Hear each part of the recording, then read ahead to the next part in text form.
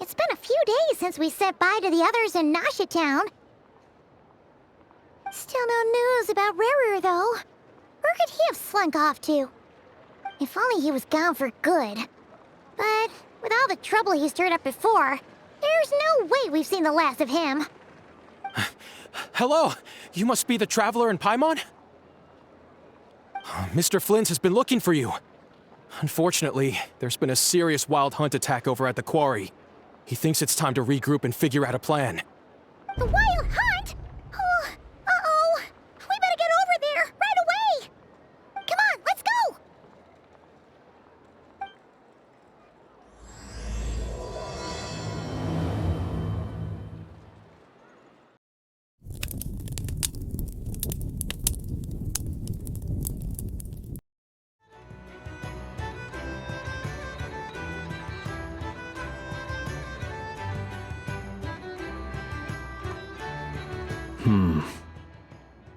I can barely sense any Kuvaki at all. This whole area feels like a soulless husk. Looks like his appetite truly is insatiable. As if the power of that energy cannon wasn't enough. He's not seriously still getting stronger? What's his endgame here? Ah, everyone's here already. Hey, we made it. So, what's going on? We've all been on high alert since we split up a few days back, expecting Rarir to strike again. But it's like he just vanished into thin air. No one has seen him nor found any trace of his presence. That is, until this morning, when a ratnik found signs of wild hunt activity while out here on patrol. As you can see, the Crystonite itself is physically intact, but the Kuvaki it contained is all but completely diminished. And we're sure that Rarir did this. Who else? He's the only one who could pull off a stunt like this. Kuvaki loss has reached critical levels. Reikir of Solnari set to maximum threat level. Warning, unless de-escalation measures are taken soon, he will pose a threat beyond our ability to contain. The consequences could be catastrophic. Traveler, do you remember when we encountered Rarir just after regaining his body? There wasn't a shred of sanity left. Nothing but madness and rage. Yeah, didn't he shout out a bunch of names? Then he started raving about how nothing in this world mattered to him. Oh, Paimon gets chills just thinking about it. Oh, but the thought that he's still out there, lurking somewhere in Nod-Krai, waiting for his chance to strike? Oh, even chillier. Last time we fought, we were already at a disadvantage. If he has such overwhelming strength, why would he suddenly go into hiding? Yeah, if I were him and I wanted more Kuvaki, I'd just take it by force. No point staying in the shadows. Unless something went wrong. His whole resurrection thing didn't exactly go smoothly. The other thing is, how does someone who's completely lost their mind still have the wherewithal to cover their tracks so perfectly? Beats me. According to certain medical studies, insanity does not always entail a complete loss of rationality. It may be that he is simply living in a world of his own. That actually sounds about right. He was ranting away to himself the whole time, like he had zero interest in talking to us. There are many unanswered questions here. He could be right under our noses, and we'd still be in the dark. Besides his name and title, we know little about him. Certainly nothing about his past, or what he might be hoping to achieve. Exactly. And we wouldn't even know where to begin looking. Even Boss hadn't heard of the Raihir of Solnari before all this. I'd be willing to bet that even if we gathered together every scrap of intel in Nod-Krai, we still wouldn't find more than, like, 3 useful facts about him. So, if we do nothing, he'll just keep getting stronger. But if we want to investigate him, we have no idea where to look. Last time we had Marionette and her big robo-buddy to help us, and we still barely held our ground. If we had to face him alone... Oh, Everyone's head hurts just thinking about it! What are we supposed to do against a threat this big? Well, I do have a little hunch about his next move. Given that he attacked the quarry, I'd say it's likely he'll target other places rich in Kuvaki. Somewhere like the Eye of Krati, or the Pillar of Embla. One thing's for sure. If we just sit back and let him keep absorbing Kuvaki, we really won't stand a chance against him. A perfectly reasonable hypothesis. However, it is worth noting that these two locations are quite far apart.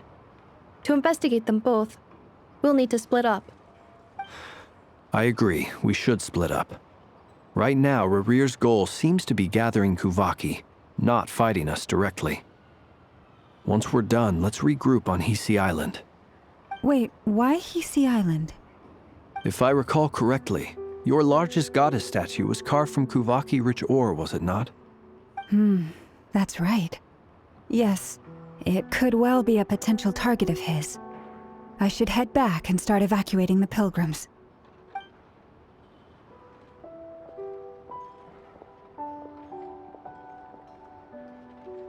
Splitting up's always gonna be risky. But I guess we don't have much choice, right? We're in a race against time here. And if we do run into Rear, what then? That's when you follow the third rule of treasure hunting. Run like the wind. Didn't you say the third rule was go with the flow? I don't know. Did I? Anyway, whatever. In this situation, go with the flow means go find backup. Agreed. If anyone finds so much as a trace of Rarir, do not pursue him. Get out of the area and alert the rest of us as soon as possible. We need to put safety first. All right, we'd better get moving. Come on, Anefa, let's go.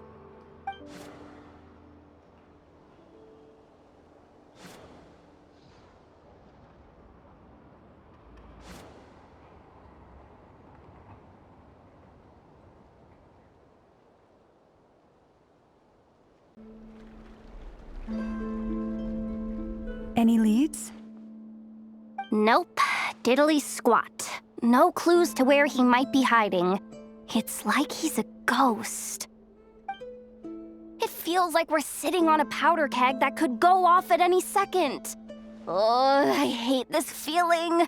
I'd rather face him head on than be left hanging like this. So, you guys didn't find anything either? Not loving the word either. How about you, Flints? I questioned a few Ratniki and eventually narrowed my investigation down to one suspicious individual. But by the time I got to his place, he was already gone.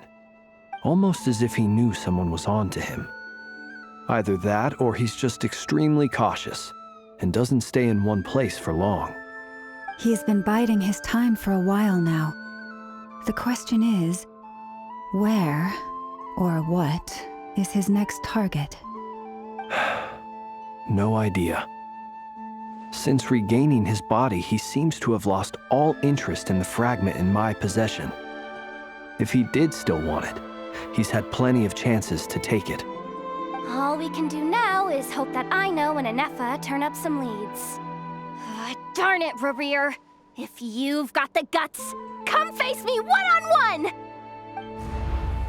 Wait, he's actually here? I didn't mean it, I swear! No, it's coming from Silver Moon Hall. The Lady Kutar might be in danger. Let's get over there, quick!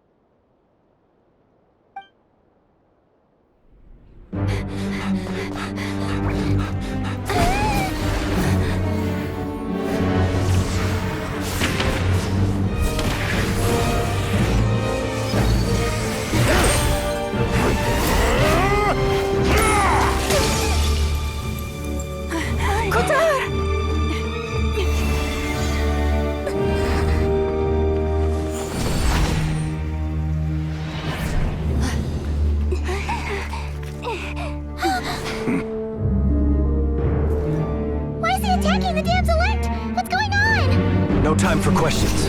Stop him!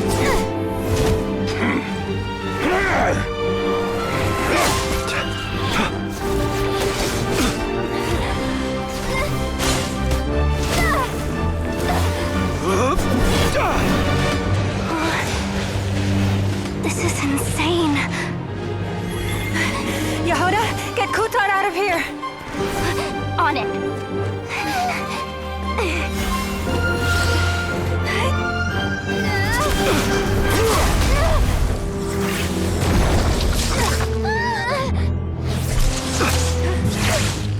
Look where your feeble light has gotten you.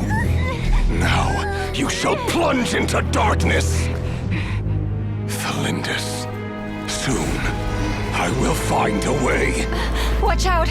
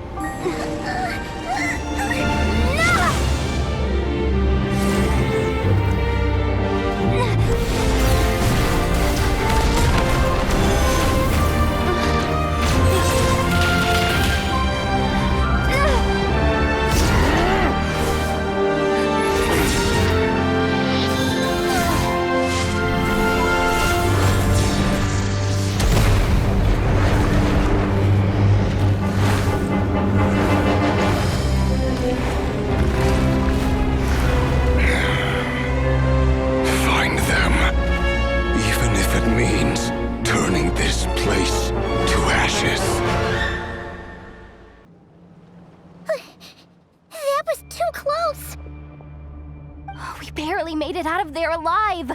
What's that guy's deal? How'd he get so crazy strong? He's a threat to this entire nation. I doubt his strength could even be measured by conventional standards. I have a question.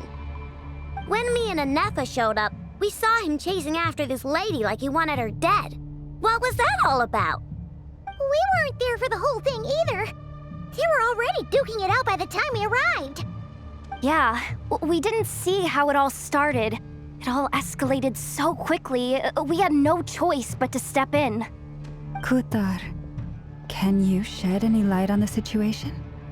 Kutar. Cross-checking database. I see. So you're the one that the Frost Moon Scions refer to as the Moon Goddess? Wait, she's the Moon Goddess? Oh, no wonder she looks just like all those statues. There are many reasons why people might worship the moon, and just as many why they might despise it. I've never met that person before, but there was no mistaking his deep-seated hostility towards me. Why he holds me in such contempt, I cannot say. But since he hunts the power of the moon, it's no surprise that I am a target. Kutar. There are many potential motives. For instance, you help the traveler escape his grasp. This could be his way of taking revenge. It is also possible that he covets the Kuvaki inside you and seeks to take it for his own. The list goes on. But right now, devising a counter-strategy should be our #1 priority. The likelihood of this location being discovered is close to 100%. A counter-strategy? But we don't stand a chance against an enemy like this. Surely our only option is to run. He's not gonna chase us to the end of the world, right? So as long as we can sneak out of Nod-Krai undetected. No, I can't say that. Come on, Yehuda, this is serious stuff. You can't suggest we all just chicken out. Running is our only option. Huh? You seem surprised, but what other choice do we have? We are facing an enemy we cannot possibly defeat in battle. Well, I mean, yeah, but still. It's not too late. I can distract him, so you have plenty of time to make your escape. Wait, what? You're gonna act as bait? Doesn't that make sense? I'm the one he's after. There's no need for you to risk your necks on my behalf. A coyote doesn't stop for bypassers while it's howling at the moon. What is it, Loma?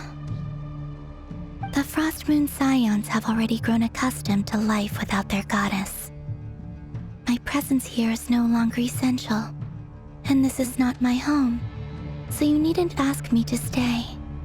We can't just roll over and let him get away with this. That's not our style. Yeah, we can't just call it quits after everything we've been through together. Besides, she'd pretty much saved my life back there. If I just ditched her now, I'd never forgive myself. We can't overlook that you have saved our lives multiple times now. To talk of returning the favor would be a little crass for my liking. But suffice to say that we are friends, and friends look out for one another. Riri's true objective remains unclear. Even if we were to sacrifice Miss Kutar, there's no guarantee he would stop. But Kutar, I know why you left the Frost Moon Scions so long ago. It was because people started treating prayer as a form of trade. They would make self-centered wishes, force you to accept meaningless offerings in return, and then expect you to perform miracles for them, as if that were their entitlement. If it were me, I might have walked away too. But I believe that time can change everything, and that sometimes it takes losing something precious to appreciate its true worth. After much reflection, I've realized that this was never about whether the Frost Moon Scions need you. Any relationship based on need is purely transactional. What I truly hope is that you'll choose to stay, not out of obligation, but as part of our family. You were born here, and now you've returned. Who knows? Perhaps it was the moonlight that guided you home. thank you, Lauma. But my power is on the wane. I'm afraid I will be of little use to you now. Very well then. I'll do as you say. Both times you saved us, we were transported across great distances in an instant. Is that one of your powers as the Moon Goddess? It is, but I find it very draining. I barely managed to pull it off just now, and it will be some time before I'm strong enough to do so again. Rejected by the world, my power is dwindling. Like a lake, cut off from its source, slowly shrinking away. Now, it has almost run dry. What do you mean, rejected by the world? The 3 moons belonged to the ancient bygone era in which they came into being. From the moment I was born, the world itself has been steadily sapping away at my strength. The 3 moons are not one and the same. As the goddess of the Frost Moon, I cannot wield the powers of the other 2. Yet moonlight has a way of blending together. Each can reflect the other's glow. So when our fingers touched, I was able to restore my strength by drawing Kuvaki from the eternal moon's marrow. But this method of recovery is painfully slow. If only we could find the...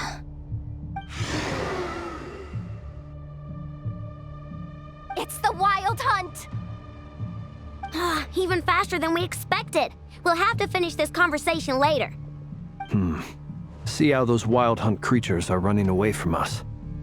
They're likely just a scouting party, which means Rerir won't be far behind. Then what are we waiting for? Let's get the heck out of here!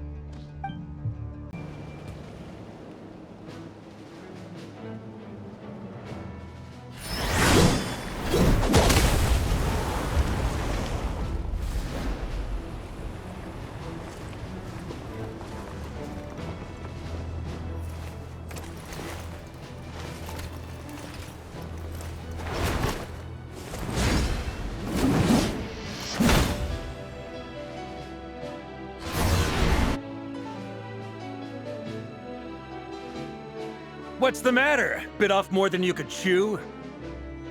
Who are you? Uncle Varka! You're back from Amsvartnir? Whoa! You're Varka? Grand Master of the Knights of Favonius? We could save the intros for later. Right now, let's get you all out of this hellhole. Follow me. I know somewhere you'll be safe. Oh, is that where I think it is? That's the one. Come on, move! There's no time to waste. Wow! Where are we? This is so well hidden. Well, that goes without saying.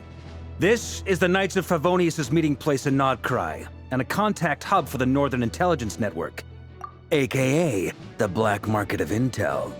No matter what faction you're with, it's the place to buy and sell information. Their headquarters are in Nod-Krai, but they've got contacts in every nation. As an expeditionary force on foreign soil, working with them has offered us the most effective way of getting our hands on reliable local intel. This is where we meet, so naturally, it's secure. Anyway, where were we? Folks from Nod-Krai should be pretty familiar with me by now, but I believe this is the first time we've met. Allow me to introduce myself. I am Varka, Knight of Boreas, and Grand Master of the Knights of Favonius. We've heard all about you. This meeting's been a long time coming. You look way younger than Paimon expected, but you definitely have that Grand Master vibe. Well, I'm no spring chicken. Just not showing my age yet. Definitely feeling some of that back pain today, though. Rushed back from Amsvartnir without a wink of sleep, only to get right into another fight with that freshly revived maniac. Another? You mean you fought him before? Yep. He wasn't nearly as strong back then, but he was still a formidable foe. I brought some of the knights along to give him a little surprise, but he saw us coming from a mile off. My squad took heavy injuries, and I barely made it out alive myself. We knew it might have been our last chance, so we staked everything on it. But still, it wasn't enough to stop him. I tried tracking him down afterwards, but he didn't leave a trace. Even in his unhinged mental state, he's as cautious as any trained operative. So, I decided to come find you. And as luck would have it, turned up to find you being ambushed by the Wild Hunt. The rest, you already know. Is that why he's been frantically absorbing Kuvaki these past few days? Because he sees you as a threat? Maybe I'm part of the equation, but even if I weren't, I'm sure he'd still be gathering power.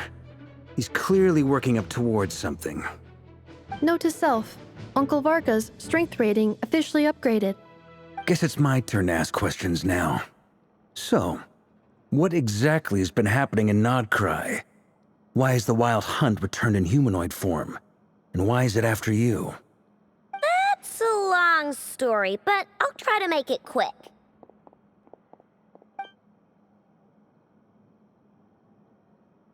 Wow, I had no idea so much had happened. Sounds like you guys have really been through it. So, the Kutar is actually a Fatui Harbinger. And all this Wild Hunt activity in Nod-Krai is the work of the Raker of Solnari, one of the 5 sinners.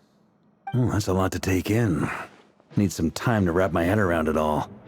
I'm truly sorry, Mr. Varka. You stood with us against the Wild Hunt, and did everything you could to stop it from escalating into a full-blown catastrophe. And then, the one time you're away, it all comes to a head and all your hard work gets undone. You've got nothing to apologize for, Miss Moonchanter. You can plan 100 steps ahead and still slip up. That's just life. No one knows what tomorrow holds. You can't predict which way the wind will blow next. And, to be perfectly honest, I can't say I'm surprised. For all the times we've defeated the Wild Hunt in the past, we've never been able to completely wipe it out. Turns out, we were just delaying the inevitable. But now that a new variable has come into play, fate may well take a different course. A new variable? You mean us? Who else? And in a strange way, I think his resurgence might not be an entirely bad thing. The Wild Hunt is like an unrelenting force of nature, but Rerir is an individual with an agenda. He's gotta have a weak spot somewhere. That said, while I was explaining everything just now, some of the points that Mr. Flint's added caught my attention. You mean about our mystery ally? That's right. From what you've said, not only did they lead you straight to some key files, they also shielded Hisi Island from a lethal Kuvaki blast. I don't know who or what could pull something like that off. Heck, even Miss Columbina doesn't have a clue. I hadn't heard the story about those files. Would you mind repeating their titles for me? Wild Hunt Phenomena Log, a Nod-Krai and Ratnik's Field Journal, and Kuvaki Survey Log. Oh. No. Still doesn't ring a bell. Another dead end. Guess all we can do now is hope that our mystery ally keeps showing up when we most need them. Still, it's safest to assume they won't be intervening again. From here on out, we'll have to resolve this crisis by ourselves. Your intel also explains something else I've been wondering about. The reason I led my team to Amsfarnir was because we'd had reports about a possible source of the Wild Hunt showing up there. But once we looked into it, it turned out to be a red herring. I don't know who was behind it, but clearly, it served its purpose. I doubt it's by chance that he happened to make his comeback while my attention was diverted. And from everything you told me, it sounds like his scheming began well before his return. So maybe luring me away was all a part of his plan. But is it even possible that he orchestrated all of this by himself? The Moon Maiden and the Raker of Solnari, Nod-Krai of all places. The way everything is unfolding, it can't be a coincidence. So, what do we do now? Got any ideas? Right now, we've got at least 3 things to consider. Let's go through them one by one.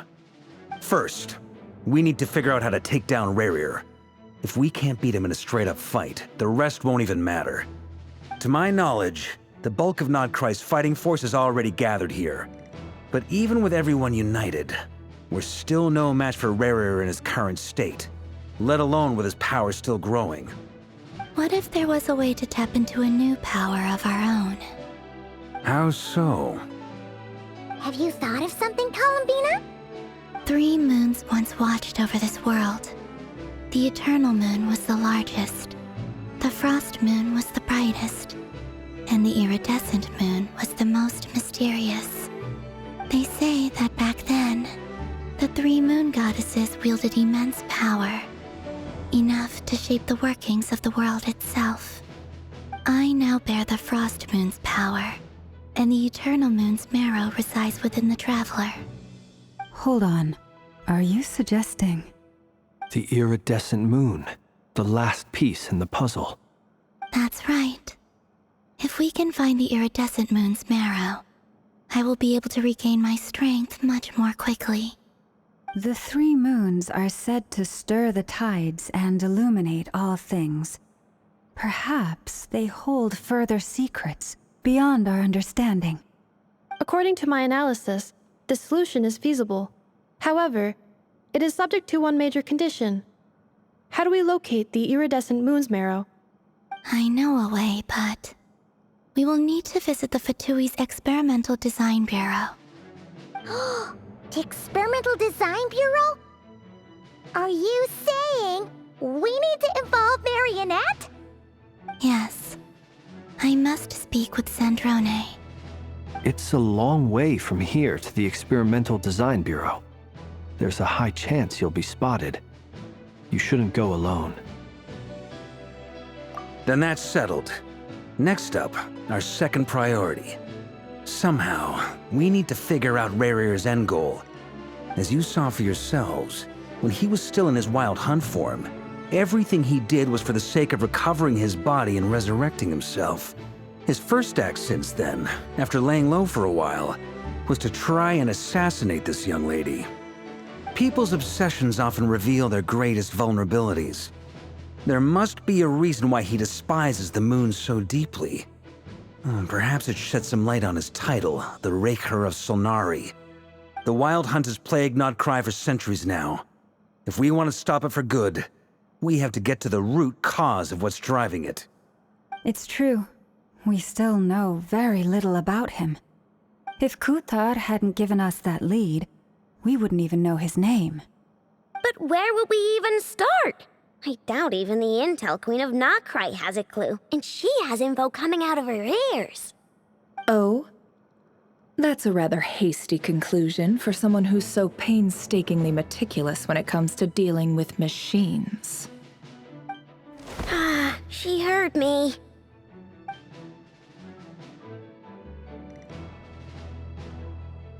Boss! What are you doing here? I'm now asking myself the same question. I received a letter from a humble knight of Favonius, requesting a meeting to discuss a major business deal. But it looks like this humble knight had something else in mind. Details, details. Miss Neffer, the important thing is that you've arrived at the perfect time. Since his failed ambush, I've been racking my brains trying to come up with a plan to fight Rerir. Given the severity of the situation, I think it's fair to say that our only chance lies in uniting as one. And I'm talking all the factions in Nod-Krai. We can't do this without the Curatorium, but I knew it'd be a tough job to win you over. So, I took the liberty of reaching out for a little chat. Wait a sec. How did you even hear about this place, Neffer?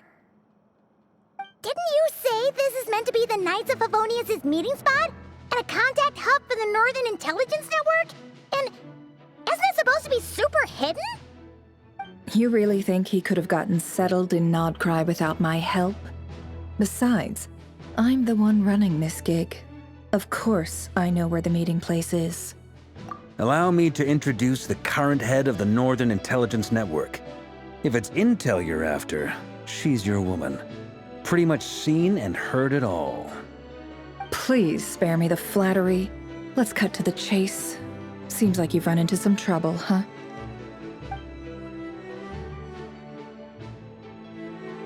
Well, this certainly qualifies as an unforeseen crisis. On behalf of the Curatorium of Secrets, I wish you all the best of luck. So you're just going to sit this one out? Why should I get involved? What could possibly be in it for me? What if we told you we can't do this without you? Oh? Then I'd say, you'd better make it worth my while. I don't work for free. I can't put a price on something like this. It's just not in my nature. But then again, you and I have always been polar opposites in this regard, so I can't exactly say I didn't see this coming. If you insist on compensation, I will pay you. Consider this a formal commission. Sound fair? You just don't give up, do you? Too bad. I know you well enough to know you can't afford my prices. The riskier the job, the more it'll cost. And a moon chanter's stipend isn't exactly generous. Unless you're planning to start passing the donation box around among the faithful. Boss, just a thought. If they come up short, maybe you can take the difference out of my next few paychecks. Things got really dangerous during the fight with Rerir. If this girl hadn't saved me, I'd be ley line fodder by now. I'd be gone for good, boss. If there's any way we can make this work, I'd really like to help her. Please, I'm begging you. This is why I'm always telling you never accept favors. They are the hardest debts to repay. You have to be careful who you get involved with, or you invite all kinds of misfortune. Very well, Yehoda, I will help. But just this once. Don't count on this happening again. Flynn's, that fragment that Rerir was after, do you still have it on you?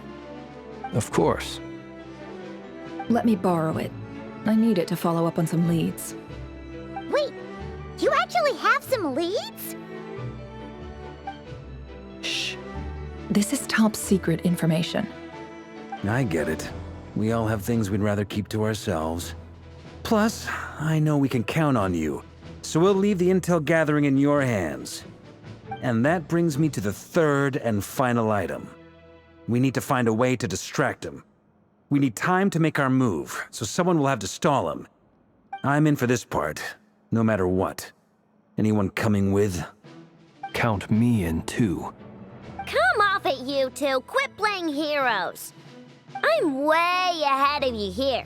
Nefa did a scan of the Moon Goddess's Kuvaki signature, and we're gonna use it to make some decoys over at the Kramkake craft shop. Anyone who's in, follow me. Once they're ready, we'll deploy the decoys across Nod-Krai. So as long as the rest of you keep moving, he won't catch on to your scent and won't be able to track you down.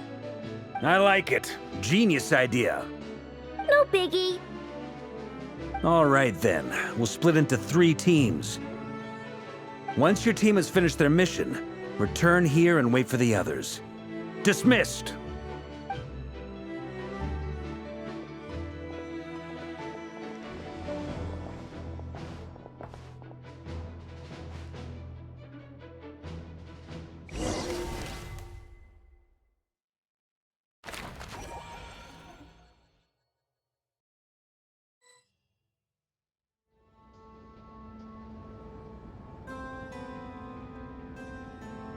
Lady Damselette.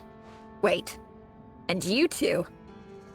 What are you doing at the Kuvaki Experimental Design Bureau? We've been doing our best to mind our own business lately. But if you're just gonna waltz up here like this, you're seriously pressing your luck. Don't blame us for doing what we have to. Huh! You really think that's gonna scare us off? We're not looking for any trouble. I just want to see Zandrone. Do I need to remind you that you're still a wanted fugitive for deserting us? Out of consideration for our former ties and the crisis we're all up against, we'll let you leave in one piece. But don't even think about trying to get inside. Let them in. But... Are you going to make me repeat that? no, my lady. Zandrone seems to be in a good mood. Must be maintenance day.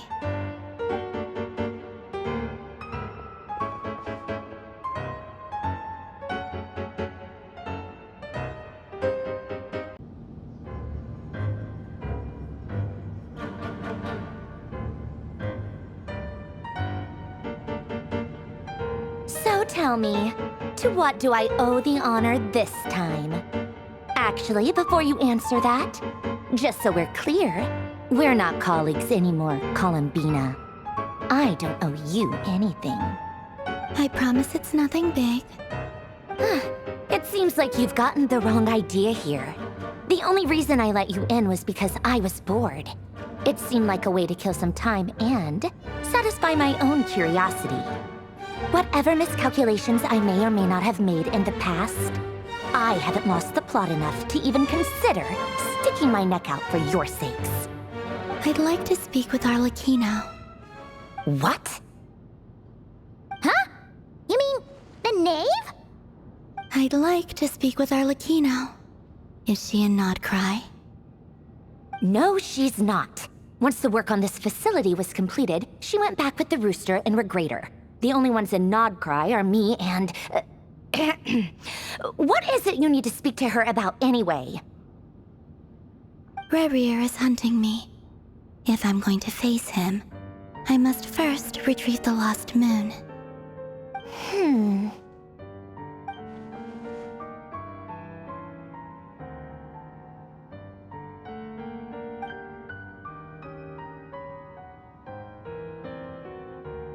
Is that a no, then?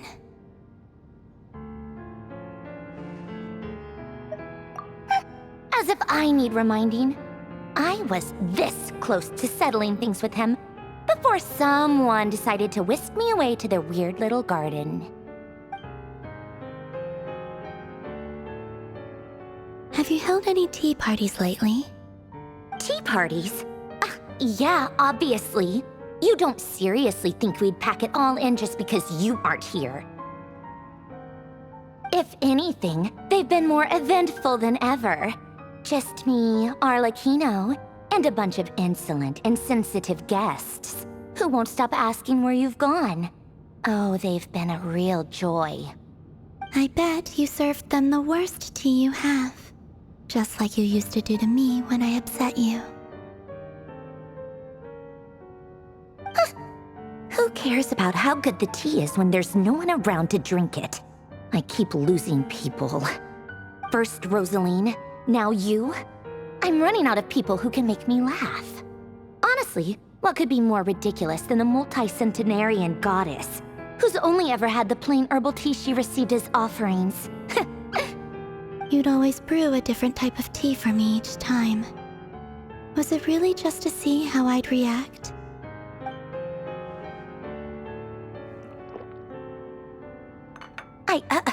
Well, duh. Why else? Watching you squirm was practically my only form of entertainment.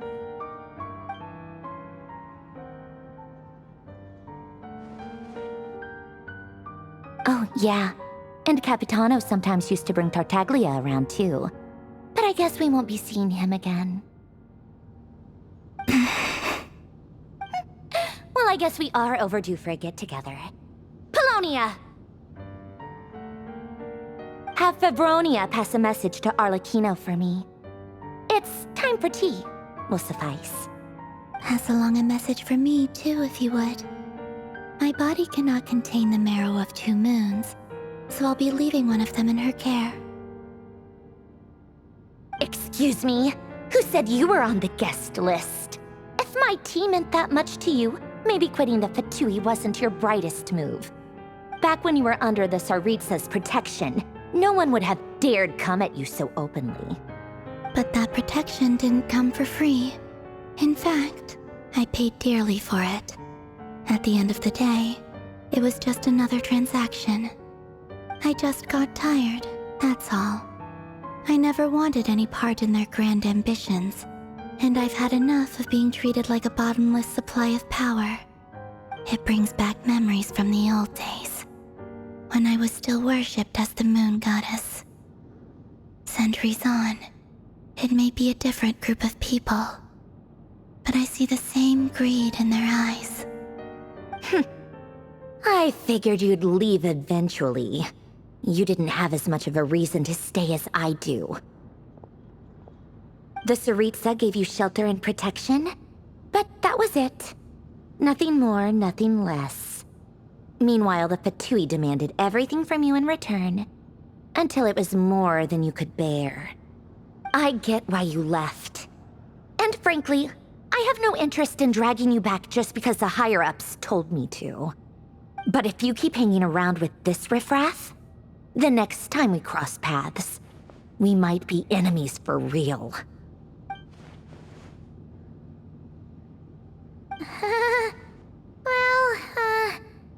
Guess that's our cue to leave? That might be your plan. But it sounds like someone else wants you to stay a little longer. Huh? What do you mean? Listen.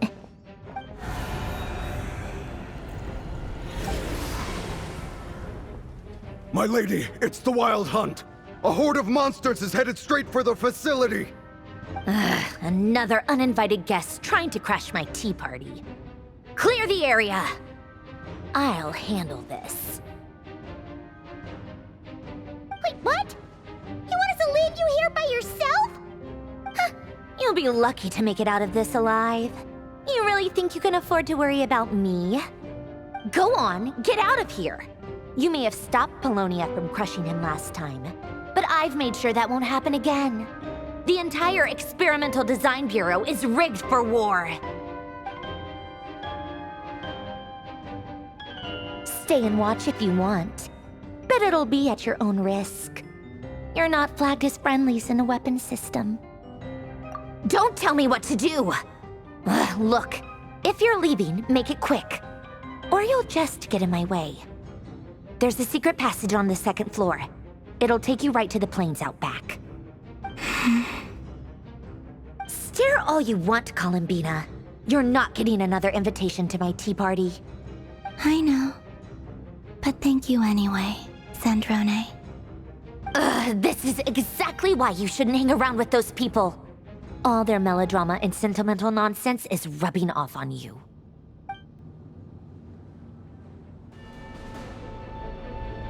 Come on then, Mr. Ray here. Let's pick up where we left off. It's your Wild Hunt monstrosities versus my beautiful creations. Let's see who comes out on top.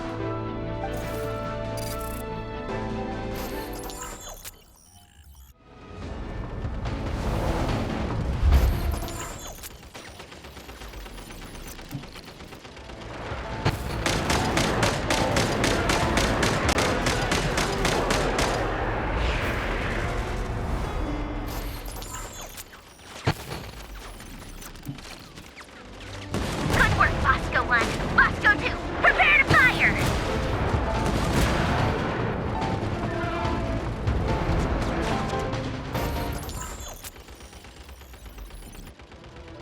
That's it. Keep them pinned down. Don't let them get near. Rotate out. Deploy all backup units. Get in there and hold the line.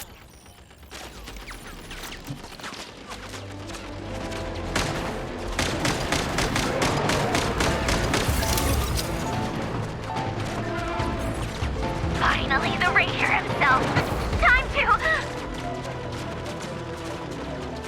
Huh? Where'd he go?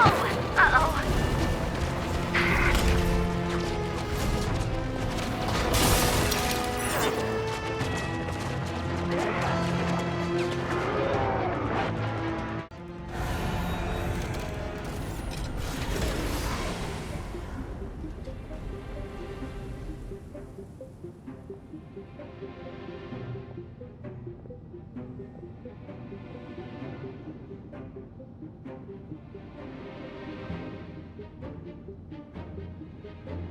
Polonia, get him! I've upgraded Polonia again since our last encounter, and uploaded every last scrap of your data. So let's finish this, once and for...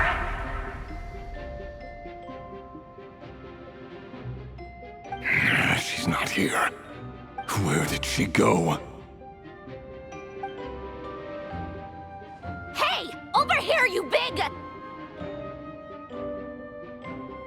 Cursed moon. Go.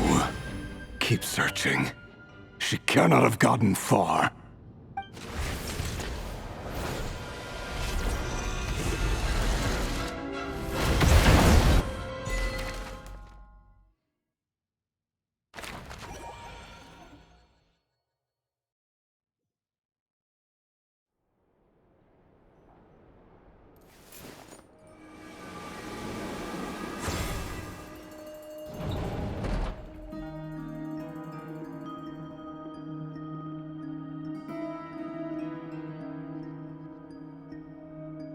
So this is your method for investigating Rarir's past.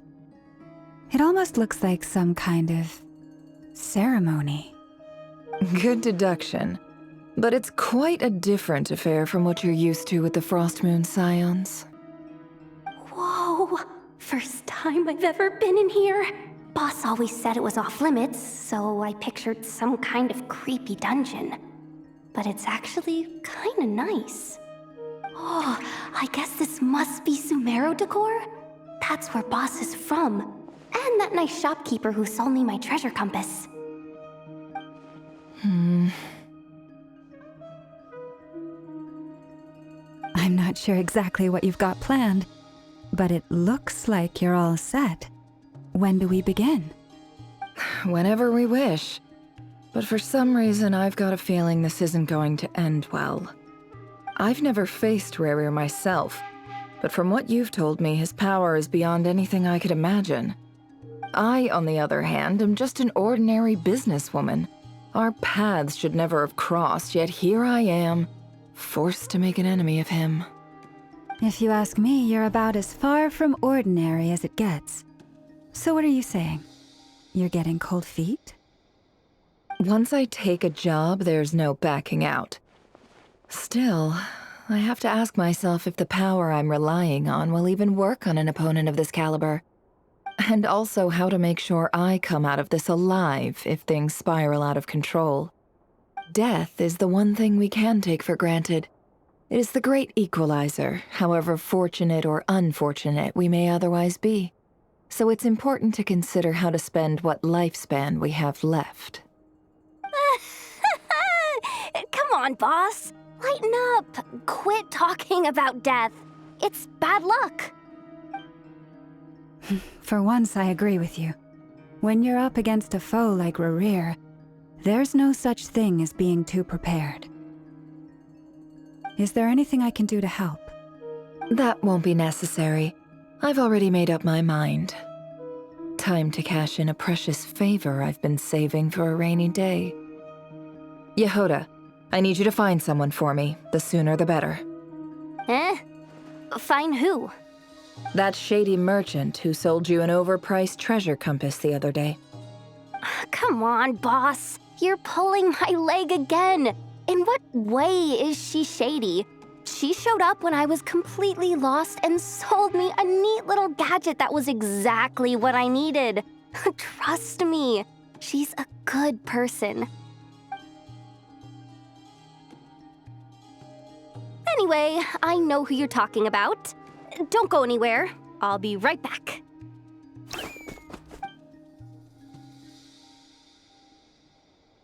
Quit dragging me. I genuinely can't run any further.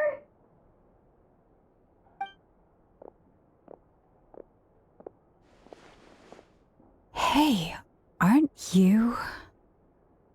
What is it? What's the big rush? You dragged me out of a dream where I was literally swimming in Mora. I'm charging double my usual attendance fee. See, look how easygoing she is. After that rude awakening, she could have completely snapped at us. But instead, she kept it together and just asked for an extra fee. Dori Sangama Bay? I never would have pictured you two doing business together. If you want to make it big in Nod-Krai, it's all about connections. Lady Nefer just so happens to have a lot of intel that interests me. And she also did me a big favor in the past. It was back when I first arrived in Nod-Krai. My trusty assistant, the genie in my lamp, had an adverse reaction to the Kuvaki and fainted. And wouldn't you know it, that's when I suddenly find myself in a life-or-death situation.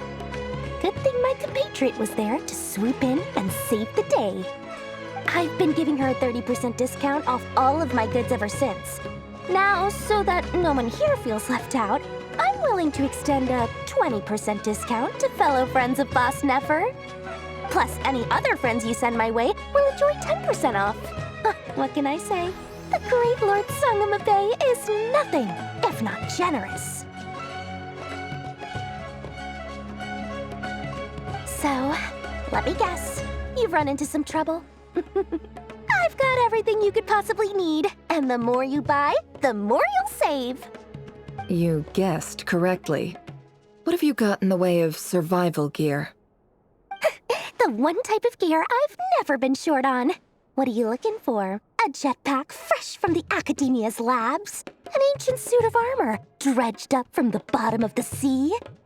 At the very least, I need to know what kind of opponent you're dealing with here. If even you're worried about staying alive, it must be pretty serious. What if I told you it's someone with the power to bring a nation to its knees? Is that so? Then we really are talking top-shelf treasures. I don't have anything like that in stock right now. I'll have to ask my supplier. Your supplier? A powerful woman, make no mistake. I can't reveal her identity, but luckily for you, I hear she's planning to visit Nod-Krai in the near future. If you're willing to wait, I can ask her when she's here. Can't say exactly how long that'll be, though. Then, let me put it another way. What would you do if you encountered an enemy like that? Roll over and serve yourself up on a silver platter? course not. I have a handy little trinket from one of my generous suppliers, which... Hold on. What exactly are you getting at? No, no! This is for my personal use only! Let's just say I'm borrowing it, all right? Just for insurance purposes. You'll get it back later. Favors are the worst kind of debt to owe, and now you've got a chance to repay one. A win-win situation, don't you think? Fine. You can borrow it for 5 days. No, make that 3. And for every extra hour after that, I'm charging you 1 million mora. Deal? Deal.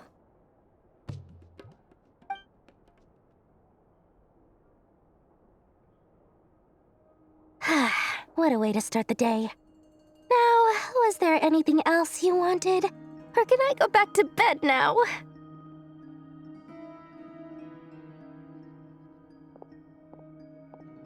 That will be all. Take care now. Don't trip up on your way back, friend. See you later! You're my favorite shopkeeper.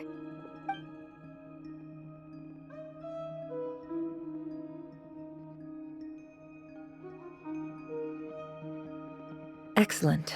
Everything is well and truly ready. The ceremony can now begin. After initiating the ceremony, your minds will follow me wherever I go. You will see many strange things in your mind's eye. So remember, don't be frightened, and don't make a sound. Now then, let us peer into the Raker of Solnari's past.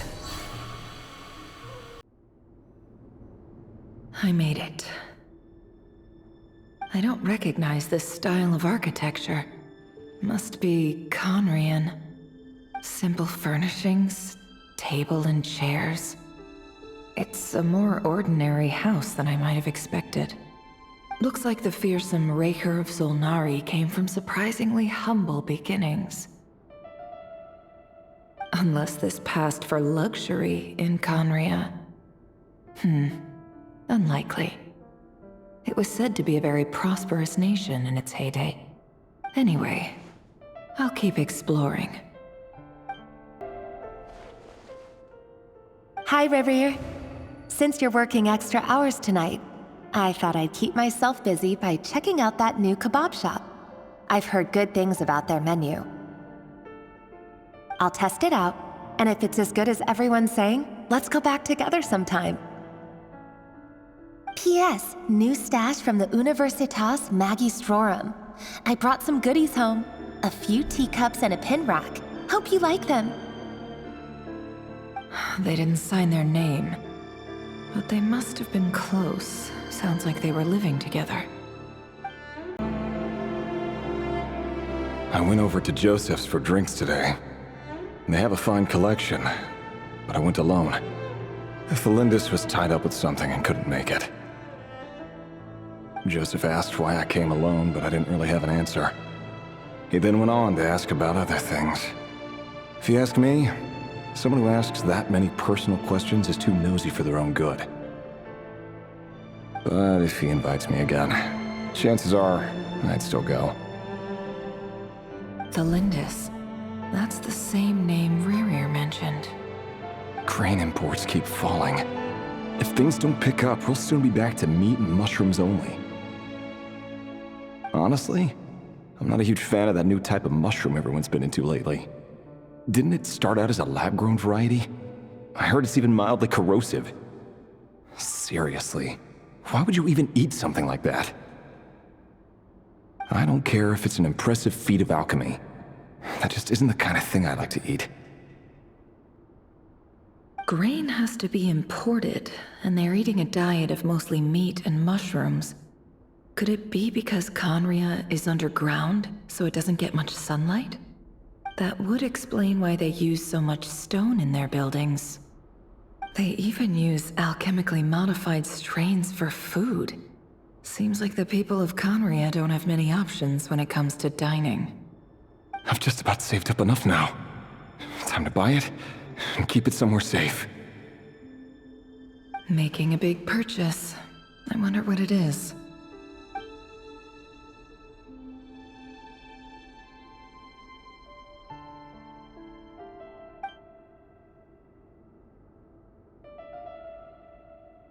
He really is a professional.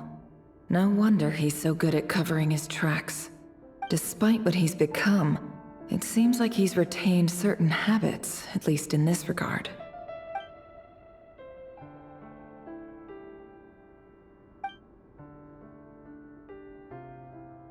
Did Rary rip it out himself?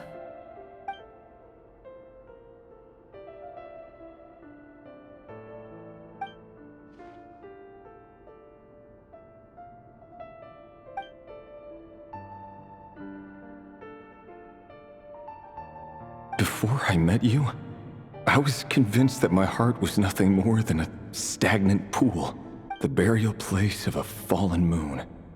A withered, windless grove where the waters rested forever unrippled. It was you who helped me see that my heart hadn't entirely withered away, that it could still beat to the rhythm of love. This is just trivial sentimentality from the looks of it. Why would he go to the trouble of hiding that? The burial place of a fallen moon. Reverie, over here. Dane! Oh, and, Vedalfin here? What a surprise to see you here, sir. Hello there, Reverie. You need not address me so formally outside of court. He doesn't get that much free time, so I invited him over for a drink. Even the court prophet deserves a break every now and then, right? Well, I'm flattered. So, what are we discussing today? Hey, don't look at me. As far as I see it, we don't need an excuse to have a few drinks. Come on, don't give us that. Didn't you say you were about to pop the big question? How's that coming along? Who'd have thought the great Twilight Sword was an even greater gossip?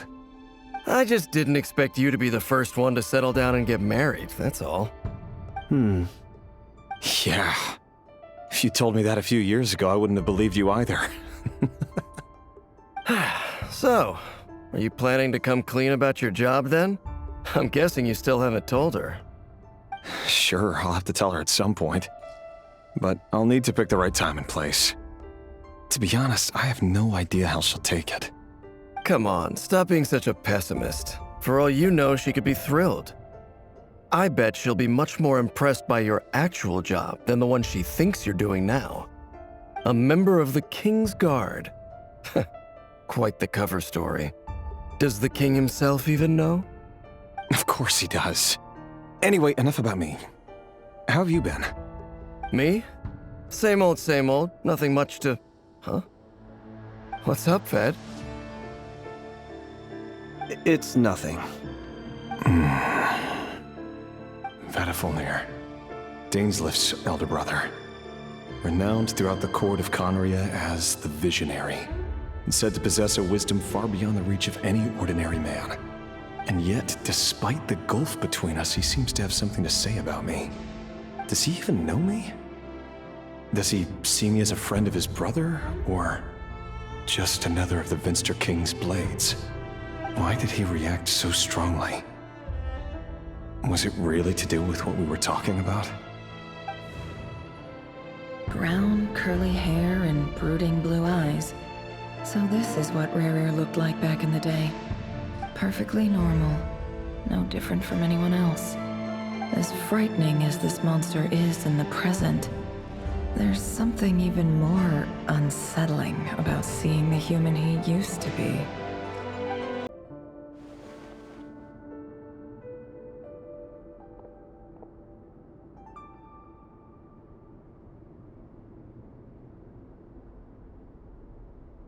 Felindis? You're back early. Our equipment's being serviced today, so I got off earlier than usual. How's your day been? Aw, why the long face? Is something the matter? Has your boss been giving you a hard time again? Went for a drink with Dane and the others after work. Isn't that a good thing?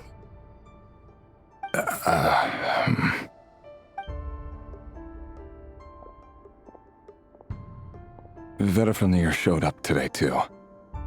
You know, Daneslif's older brother. Ah, Mr. Vedifnir. Yes, I've heard of him. They say that everything he says ends up coming true. He overheard Daneslif mention that I'd recently proposed, and seemed to have an issue with it. But when I asked what it was, he kept it to himself. So, you're worried? You can be such a child sometimes, Revier. We're nobodies. Why would the Visionary be concerned about us? I'm sure someone in his position has much bigger fish to fry. Maybe you're right. You worry too much, Revier. We've been together for ages now, and everything's been going so well, has it not? You've even proposed to me. So, you do remember. Tell me then. What's your answer? Like I said, I need some time to decide. You can't just rush into things like this. We may be nobodies in the grand scheme of things, but if we want things to work out, we've still got to plan ahead. All right. Take your time. Just don't keep me waiting forever. Nobodies. Sounds about right. In the eyes of people like Vedifnir and Daneslif, what do we matter? Can someone whose gaze is so fixed on a far-flung future even see the present clearly? Besides, the dynasty's fate rests with the king and his inner circle. Whatever I do, it won't make much difference. Meanwhile, every idea they come up with and every decision they make, it affects everything. These days, the king is lost in his research, and the purge of the Crimson Moon bloodline grows ever more intense. The opposition tried to speak out, but nothing came of it. And I'm under no illusions as to why. Because we eliminated them and got rid of their bodies. A man can have 1,000 reasons to carry a sword, but there are few good excuses to use it. Yet the king has never even considered a gentler approach, and he never will. What becomes of someone who kills on another's behalf? Can he ever find true peace?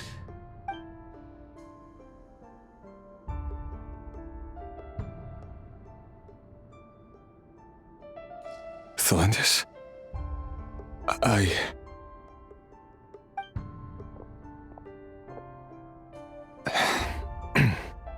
It's nothing. You were right. Fate has never smiled upon nobodies like us. But by the same token, it's unlikely to bear a grudge against us either. There's no reason we can't keep living happily together, cherishing the simple joys of each day as they come. See? You just need to stay positive, Revier. I can feel your warmth, your breath. You're right there, right by my side. Just seeing you makes me happy in a way I can't explain, and that's something that no one could ever take away from me. So smile, my love. Let go of that frown. You're right, Thelindis. I've just been overthinking things. That's better. Getting caught up about things like this will only ruin our evening. Speaking of which, all set for the ball tonight? I need to go get ready. You go ahead. I just have a few things to take care of, then I'll come join you. Even busier than the big shots, huh? Fine, I'll go get started. But don't be late. If you keep me waiting too long, I won't be a happy bunny. Relax. I'll be there. Seriously, though, you drive a hard bargain. You're really gonna leave my proposal hanging and still expect me to take you to the ball? Well, that goes without saying. I already told everyone I'd be coming with a dance partner. Besides, they're two completely different things. Let's take it one thing at a time, all right? All right. White outfit it is. It seems like Rerir was deliberately hiding his ties to the intelligence services. by giving the impression that he was just an ordinary member of the Finster King's Guard. He clearly doesn't want his would-be fiancée to know about his other life.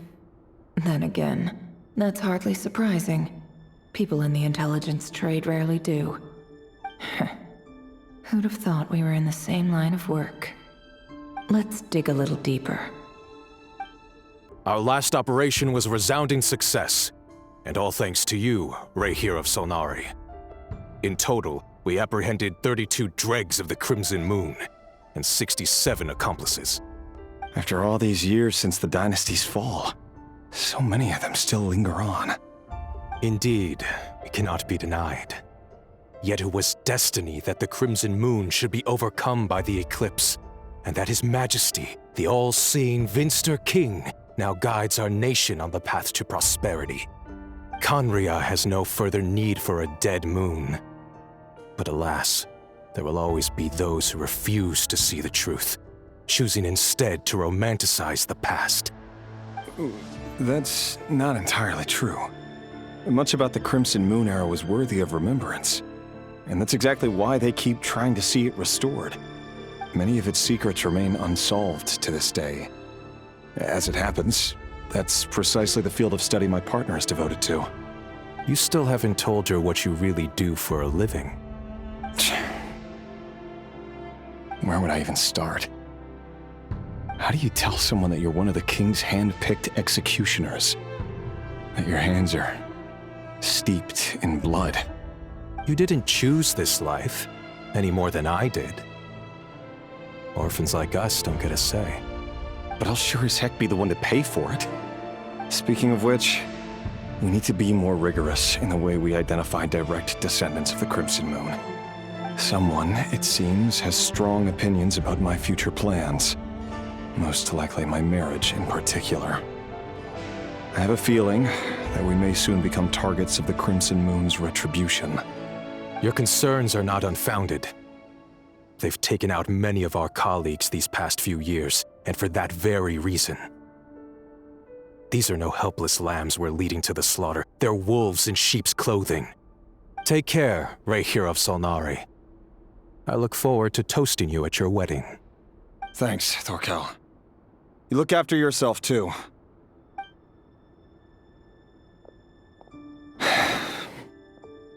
Thelindis, I never wanted to keep this from you. You're the last person I would ever want to lie to. But that's exactly why I can't tell you everything. There are things you shouldn't know. Things you cannot know. The moonlit dynasties are a thing of the past. Yet even now, with the sun shining high in the sky, there are those who would call forth a dead moon's ghost. Could that be why Vedalfnir held back? Or was it because of some court secret he's not at liberty to share? I have to get a clear answer from him. No matter what happens, I will protect Thelindis. Rahier seems to be very concerned by Vedalfnir's reaction. Vedalfnir and Dainsleif, the Visionary and Twilight Sword. So that's what they were really like. I've investigated this whole area now. There doesn't seem to be any other memories here. Should I try somewhere else? Wait a second. What's this black smoke?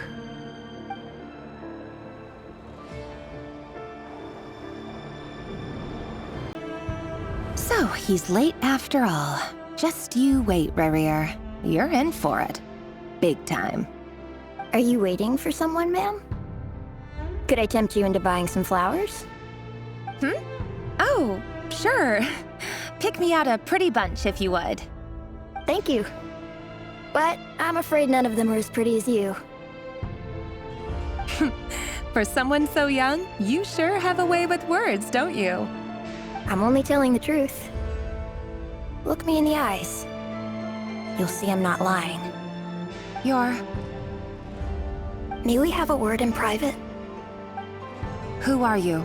And what do you want? It doesn't matter who I am. Too many of our kind have fallen lately, so I decided to take the risk of reaching out. Not long ago, the Rahier of Solnari led an assault on one of our strongholds. We suffered many casualties, and many who came to our aid lost their lives as well. Sorry, I don't know why you're telling me this. And I don't want to get involved. Wait, hear me out. This time we finally got a clear look at his face and learned his true identity. His name is Rerir, and he claims to be one of the King's guards. What did you say? A cruel irony, isn't it? The man you're set to marry leads a double life as a brutal executioner. But surely, you must have caught a whiff of the blood on his hands. Why are you telling me all of this now? Simple. It's because... How strange. Rerir was nowhere to be seen in that memory. It clearly belonged to Thalindis. Rerir couldn't possibly know what happened if he wasn't even there. Why would her memories appear in his fragment? The ceremony won't last much longer. I think it's time to call it a day. So that was your doing? Did you just pull us inside Rerir's fragment to spy directly on his memories?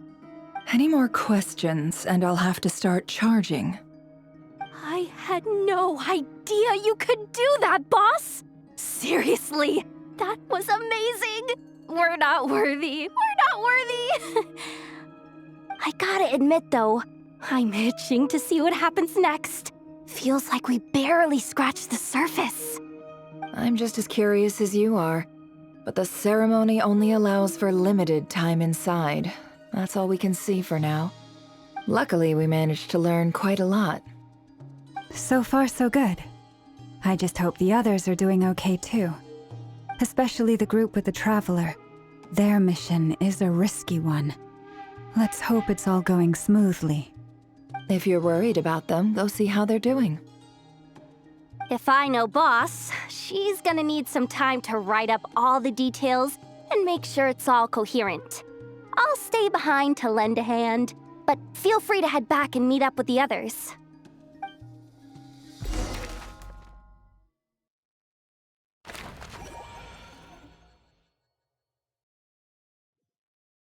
Oh, they've been prowling around for nearly 2 days now.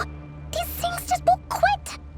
Oh, they might not have seen us yet, but them constantly sweeping the area, our way out is completely blocked. Oh, that's never gonna work. One little slip up and it's game over. If they spot us, they'll run straight back to Rerir. And once he knows we're here, it won't be long before he's breathing down our necks again. Oh, guess you're right. All right, time to zip it.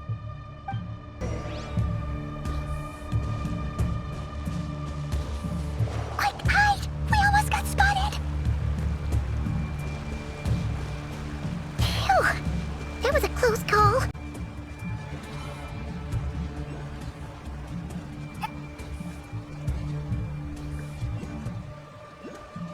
Watch out! It's coming this way! Keep going. We're nearly there. This is the final hurdle.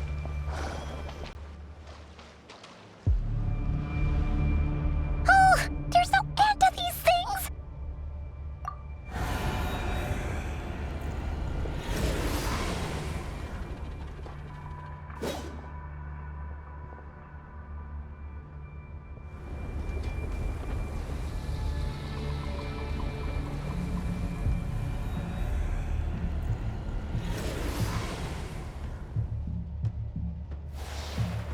Fire.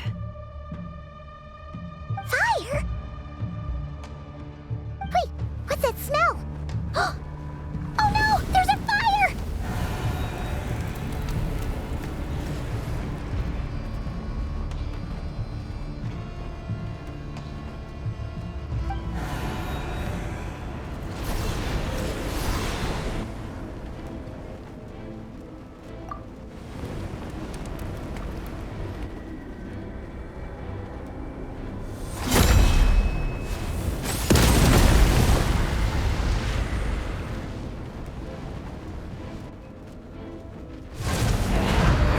Zandrone was right. You look weak, Columbina.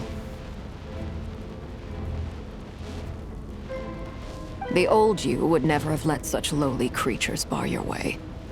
Word has it that you did something for the Tsaritsa, and that's why you've lost most of your power. Freedom comes at a heavy price, doesn't it? It's Arlecchino! You came! Hello again, Columbina. And greetings, guests of the House of the Hearth. It's been a while, Arlecchino.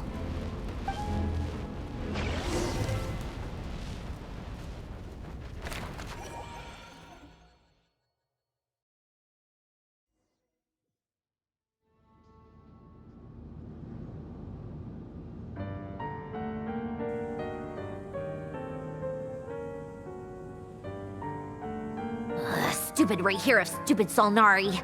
Ugh, whatever. I've got all the data I need. Next time we meet, you're finished.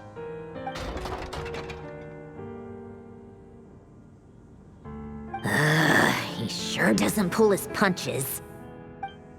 Excuse me, do you need a hand? You can do me a favor by staying out of my way. Can't you see I'm busy? Wait a minute.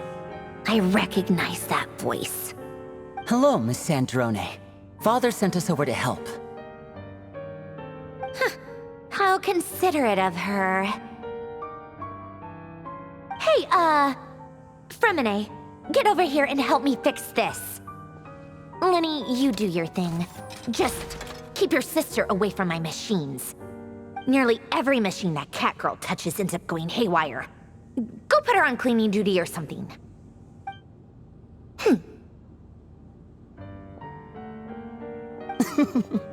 Then let's start downstairs. Fremine, we'll leave this place to you. You've got it. Wait a second. Pretty sure there's still some tea in the cupboard. If you want some, you'll have to make it yourselves.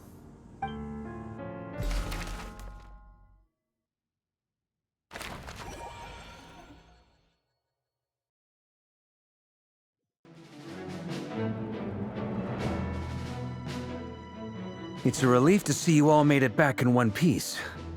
Huh? Feels like there's quite a few people missing. Where's Flint's and the others? And what about Nefer? I returned ahead of them. Flint is helping Aino and Anefa to set up the decoys and buy us some time. As for Miss Nefer... Boss is still wrapping things up on her end. She sent us back to fill you all in on the top secret intel we've been gathering. I see. Then let's get right into it. But first, who do we have here? You brought someone else in to help? Greetings. I was invited here to help as a longtime Tea Party companion of Columbina's. You may call me Arlecchino. Surely it can't be. Those eyes. Oh, where have I seen them before? Wait, of course. In those memories we just saw. The only Arlecchino I know is the fourth of the Fatui Harbingers. So either you share a pretty uncommon name, or you're more than just a Tea Party buddy. You're well informed, Grandmaster. A man from Mondstadt living all the way out here in Nod-Krai, and yet the people and affairs of Snezhnaya seem to hold a special place in your heart. Oh, the feeling's mutual. Sounds like you know all about who I am, too. A Fatui Harbinger. The atmosphere in here just got really tense. Guess we can't just start trusting Fatui Harbingers, even at a time like this. I must admit, though, I'm a little curious. Seeing as the Moon Goddess no longer belongs to the Fatui, what makes you so willing to put your neck on the line here? Nor does Nod-Krai belong to Mondstadt, Mr. Varka. Yet still, you're fighting for it all the same. Things don't always have to have a tangible payoff. Sometimes, stopping things from spiraling out of control is a higher priority than chasing the spoils of victory. Of course, I can't say there's nothing in it for me at all. But that's between Columbina and myself. Forgive me. I don't mean to doubt you. It's just that the Fatui really have been the source of many of our troubles. We have our own way of doing things here in Nod-Krai. But ever since they arrived, the Fatui have treated us with nothing but hostility. I know there's been a lot of bad blood between us in the past. I've done my utmost to avoid friction whenever I could. But sometimes fundamental conflicts of interest simply can't be settled amicably. That's why I'm here solely in a personal capacity. This has nothing to do with the Fatui. As a gesture of good faith, I'll be frank. I can help Columbina track down the iridescent moon's marrow, which will help her restore more of her power. Anyway, what else is on the agenda? Let's begin. She says she'll be frank, then completely skips over the details. Looks like she doesn't want to give away too many secrets after all. But she clearly wants to change the subject. It'd be awkward if I tried to bring it up again now. I guess we'll just have to go along with it. She's the fourth of the Fatui Harbingers after all. One look and you can tell she's not someone you'd want to mess with.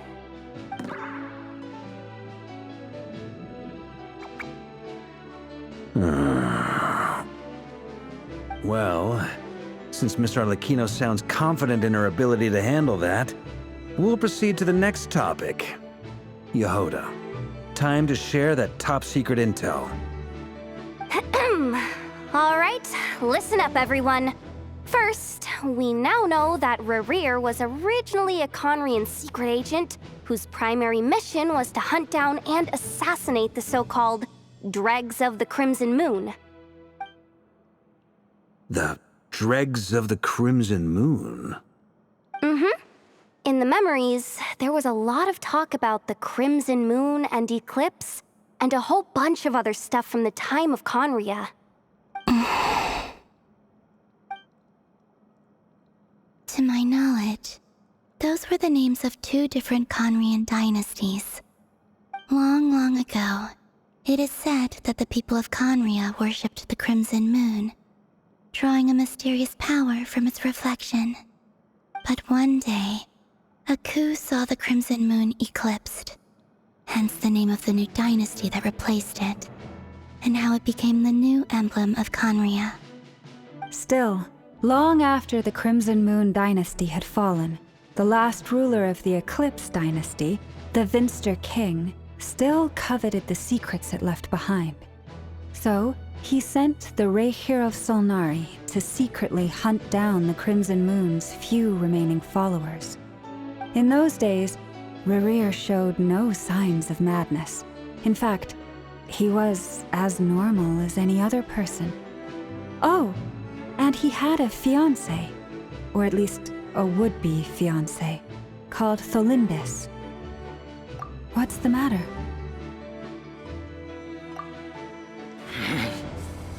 Verfne, Freindaughter, Tholindis, Tholindis. Interesting. Anything else? What about this would-be fiancé of his? Do we know anything about her? Well, she was a researcher at the Universitas Magistrorum, but it felt like she was hiding some kind of secret. Oh, and one more thing. For some reason, Rerir's fragment also contained some of Tholindis' memories, though only a very small portion. Well, no shortage of potential leads, I'll give you that. In any case, it sounds like we can conclude that while Tholindis was still around, Rerir appeared to be lucid and quite normal. Tholindis, it seems, must have been the one thing in this world that he couldn't let go of. Tell me though, were these pure-blood Conrians we're talking about here? Why do you need to know that? Hold on. If she was a pure-blood Conrian... Oh yeah, just like how it was with the captain. If we could somehow find her, do you think there's any chance Rerir might regain some of his sanity? It's possible, but it would take a miracle. We can't pin all our hopes on that. That merchant who never knows, Dori Sangama Bay. Maybe we could hire her to look into it. All right then. Let's keep working in our separate teams. Traveler, Paimon, Kutar, and Miss Arlecchino will go look for the iridescent moon's marrow. As for the others... On the way over here, I noticed that the wild hunt monsters had grown even more frenzied in their search for Kutar. At this rate, the people living here will be in grave danger too. So I'm thinking of gathering together some of our followers to go wipe them out. I'll head back to the curatorium and meet up with the boss. Feels good knowing we've all got something to be getting on with. Given that the Wild Hunt has been a lot more active lately, the Lightkeepers have likely begun their own operations too. If that is the case, someone will need to pass the news on to Flint's. I'll hold the fort for now, then discuss our next move with Flint's, Aino, and Anefa when they get back. Alright then. Well, the clock's ticking. If that's everything, we'll be on our way. We'd better get moving too. We'll try to buy you as much time as we can. Relax. Just do your thing. Now, I decided to call in some backup since things are getting so hairy. Our reinforcements should be here any minute now. Stay safe, everyone. Dismissed.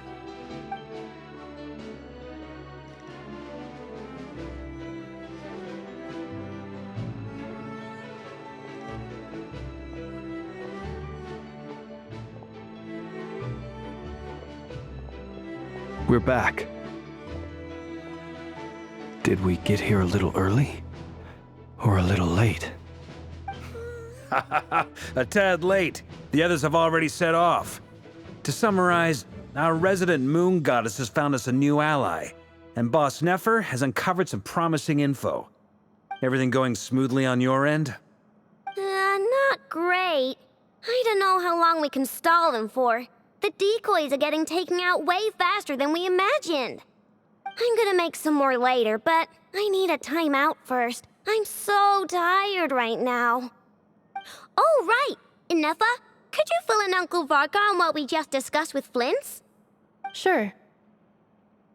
Uncle Varka, you previously told us about how when you went to investigate a source of the Wild Hunt in Amsvartnir, you discovered that it was just a diversion.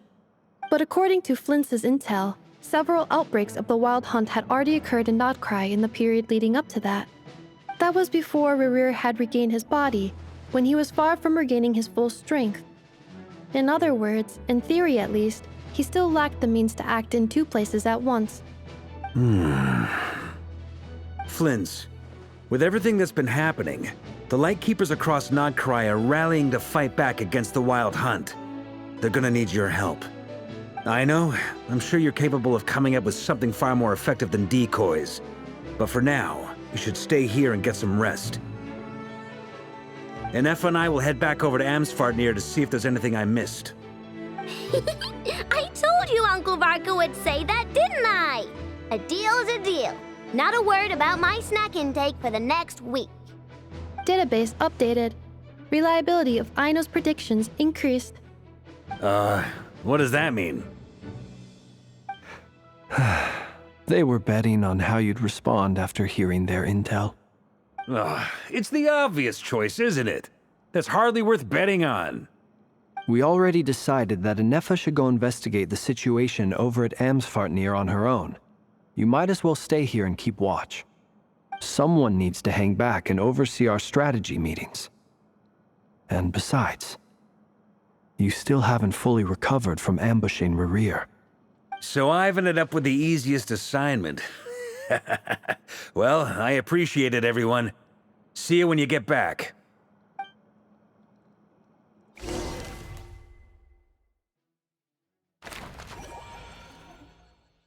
Here, this will serve as a good spot to cross over. Arlecchino, hold up a second. Since you brought us all this way, would you mind telling us what you've got planned? We still haven't got the slightest idea what's going on here. And if even Columbina doesn't know where the iridescent moon's marrow is, how do you? Simple. Because I am an inheritor of the royal bloodline of the Crimson Moon, and one of the last surviving embers of the Two Worlds' flames. Huh? Are you serious? As in, you're a descendant of that Crimson Moon dynasty we were just talking about? The one from ancient Conria? Your surprise is understandable. I was also taken aback when I first learned of it. But the more I thought about it, the more I realized the signs had been there all along. When I was young, I discovered I could wield a very special kind of fire. It coursed like blood through my veins and smoldered away inside my nerves. What's more, whenever I experienced strong bursts of emotion or drew too deeply on this power, it was like some kind of presence within the fire would begin to gnaw away at me, consuming me from the inside out. Exactly. That is why my hands are like this, too. At first, I saw it only as a curse, but once I became a harbinger, the jester apprised me of the truth. Together with my own investigations, over the past few years, there are several things that I have gradually come to understand. For instance, take the so-called Crimson Moon. In truth, it is nothing more than the shattered remnants of the iridescent moon, fused with the abyss to prolong its lifespan. Since this blood flame was bestowed upon me by the Crimson Moon, it is a fusion of the iridescent moon's former power and the corruption of the abyss. You all understand the nature of the abyss well enough. I draw upon its power, and in return, it hungers for my soul. This strange blackness is the mark of corruption it has left behind. If I recall correctly, you once told me that if the corruption ever made it to your heart, you'd become a completely different person. Yes, and that's the reason I'm always careful not to push my power too far. It's essentially a never-ending tug-of-war. Whew. Sounds intense. Anyway, the rest of my story can wait. Is there anything else about the Crimson Moon or the Iridescent Moon that you're unclear about? Paimon has a question. So, the Crimson Moon that the Carians used to worship was actually the Iridescent Moon, right? Which was one of the three Moon Sisters. Does that mean that the Carians were to the Crimson Moon as the Frost Moon Scions are to the Frost Moon? So much of that history has been lost. We have no way of knowing exactly what they were like. But I would suspect that the Conrians weren't as devout in their moon worship as it might appear. The iridescent moon's remains simply served as their link to the abyss. Later on, perhaps someone discovered a way to make direct contact with the abyss. Or maybe there was some kind of ideological divide. Either way, a dissenting faction staged a coup and drove out the royal heirs of the Crimson Moon dynasty. Still, even with the dark sun looming high overhead, the Crimson Moon's glow never truly faded. If you want living proof, it's standing right before you. The first time we met, I sensed something familiar in your presence. When I looked at you, I felt I could see that mysterious red moon in the corner of my eye. In your flames, I saw its broken image, surrounded by a strange black aura. Well, I appreciate that you kept it to yourself. Much about the Crimson Moon is still a mystery, and I'd prefer not to end up as the object of an insane research project. Anyway, time is against us here, so if there's any other questions, they'll have to wait. I just want to make sure I've got one thing straight. In her letter, Sandrone mentioned that since you are unable to contain the iridescent moon's marrow yourself, you intend to leave it in my custody, correct? That's right. For now, it's the only way I can pay you back for your help. The iridescent moon is already part of who you are, so with its marrow in your possession, you'll be even more powerful than before. Deal. Then let's get started. Get what started? What does this place have to do with the Crimson Moon? When I first became a harbinger, the jester gave me a book called Paranhari, also known as Leobranto Inamorato. You should be able to buy a copy next time you're in Fontaine. It's a love story set in the Crimson Moon era, But setting aside the tangled romances of its characters, it also records a few interesting details. In the Crimson Moon era, or so the story goes, there was an orphanage that received children from beyond the bounds of this world, and subjected them to a peculiar induction ceremony. Beyond the bounds of this world? For real? And what kind of induction ceremony? The Crimson Moon sages looked beyond this world for beings with powers that surpassed the gods. But fearing they might lose control, they subjected these children to a process of refinement. They made these children crawl up a fireplace and kept asking them, "Have you died? Did you see it?" Until they finally admitted to having died and seen a crimson moon.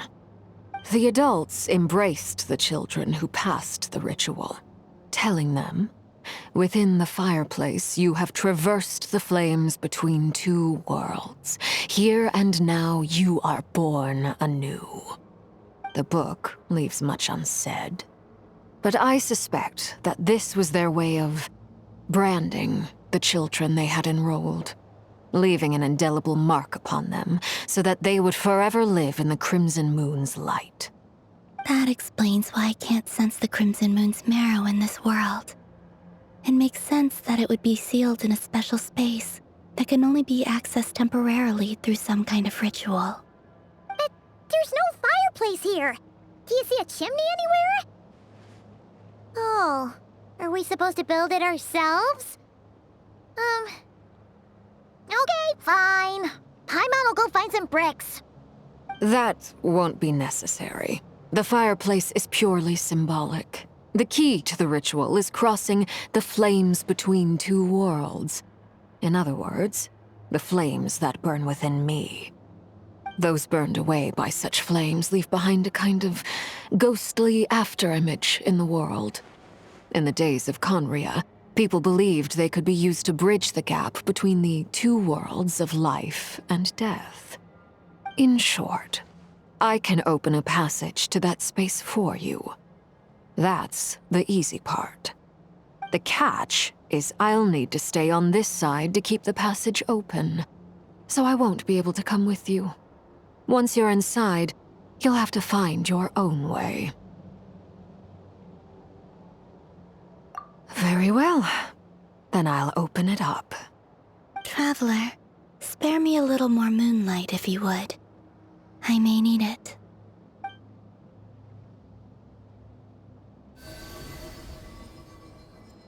Thank you. I feel like I've recovered some of my strength now. It should be enough to move us across short distances and confront whatever dangers might await.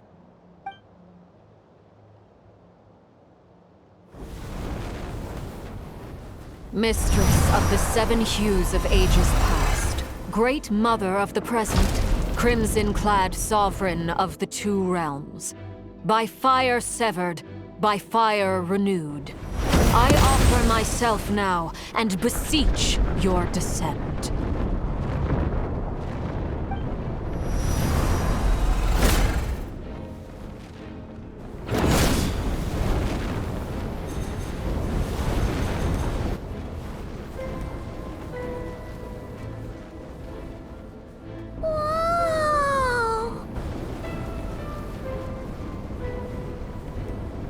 One word of advice. As you're crossing over, no matter what voices you hear, do not answer. Got it! I sense a sinister gloom inside, but also the familiar light of the moon. I feel that I am about to meet an old friend who has changed beyond all recognition. All right, let's go. I sense your presence, and grant you death and rebirth. Wait, why are you? You have crossed over from another world, transcended fate itself. I have no right to.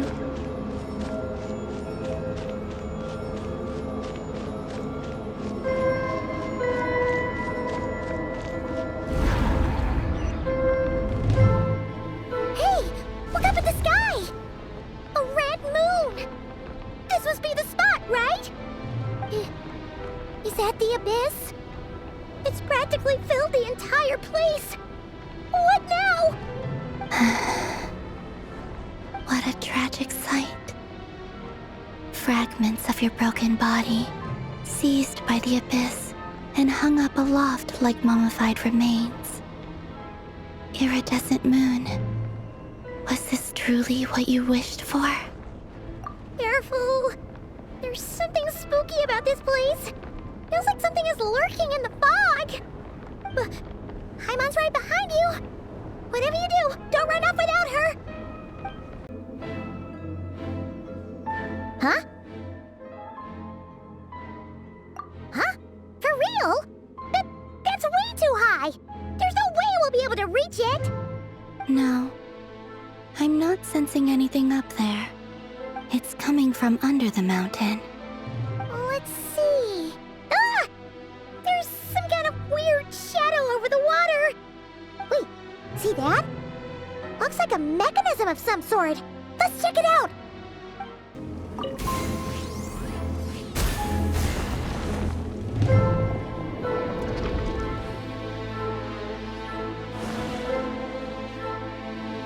Hey, look at that!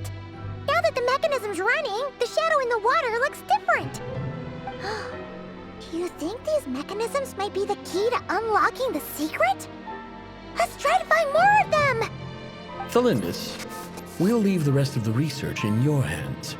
We'll be heading back now. I hope this isn't ruining date night. Ugh. Mind your own business. Just leave me some snacks on the table. Thelindis? Is that Rear's girlfriend? How come we're hearing her voice here? Oh yeah. So, do you think she was studying this strange space all along? The abyss has made this space extremely unstable. Maybe that's why some of the things she said and did were preserved here. Like echoes. Or after images. Whenever I see this view, it takes me back to a poem from my childhood. Waning moon, oh lifeless damsel, weeping on the mountain crest. Mourning still in wistful tone, her fragile soul now laid to rest. For me, of all people, to be here investigating the mysteries of the Crimson Moon space, is it a coincidence or something more?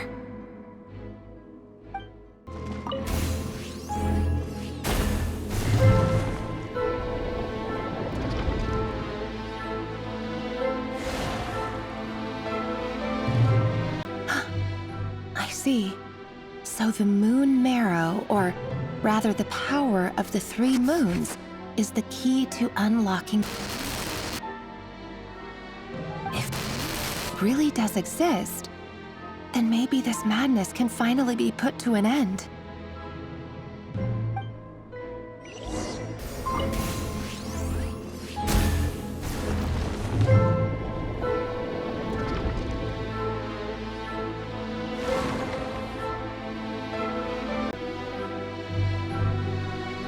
With the Abyss inhibitors in place, I should be able to access the chamber with the moon marrow. Oh, Rerir, with every step you take, you're drifting further from what you truly desire. But you're not the root of the problem. Ever since that outsider set foot in Conria, the Vinster King has sunken deeper into madness. If only I could get my hands on that outsider.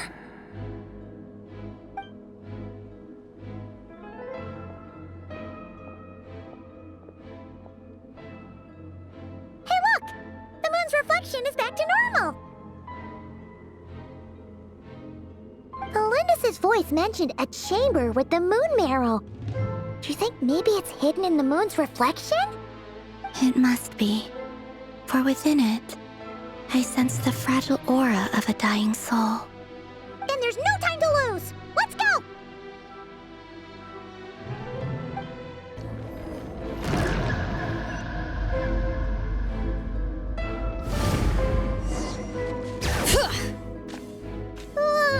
These things are so creepy.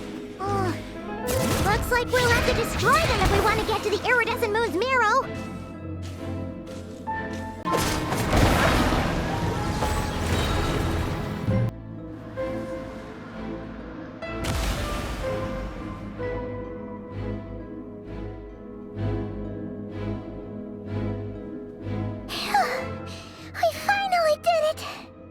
The iridescent moon's marrow, still burning away like an undying flame, yet now contaminated by the abyss. It has taken on a new form entirely. If we can purify the abyssal power within, we should be able to obtain its untainted essence.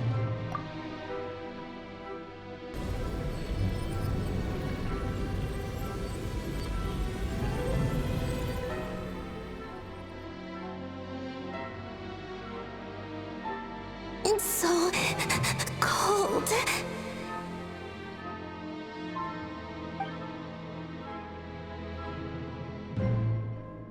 Is it you?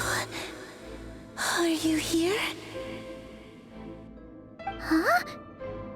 Are you talking to us? At long last, I can see you once more. Our fates have crossed, and I am finally free. I'm sorry, I lied to you. Even knowing what was to come, I still couldn't let go of the fear in my heart as death drew near. The moment the moon shattered, my body began to split apart piece by piece. Like I was being cut into pieces by 1,000 blunt blades. My thoughts scattered as the cold crept in. But I could not bear to fade away like that. Tell me, what was it that brought you to us all that time ago? If only I had possessed your courage, then I might have been spared this torment more painful than death. You look so puzzled. That's how I felt too when I first saw you. But trust me when I say that everything happens for a reason. Farewell, Hypo.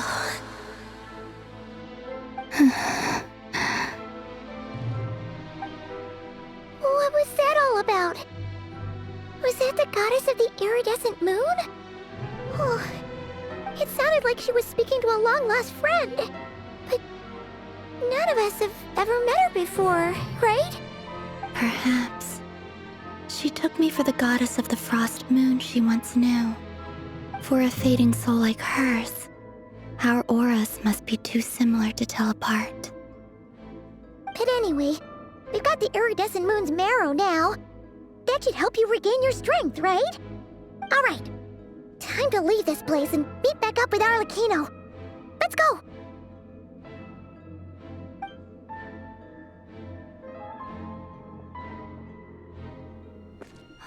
That's odd. This place looks different than when we came in. Waning moon, Huh? oh lifeless damsel. Oh.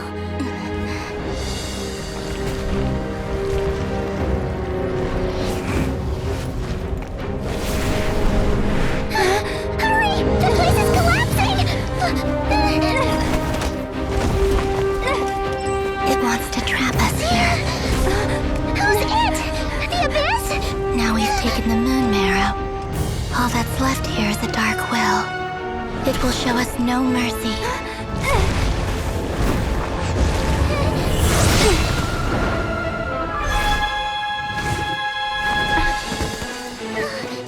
Give it back! The crimson moons! My marrow! My heart!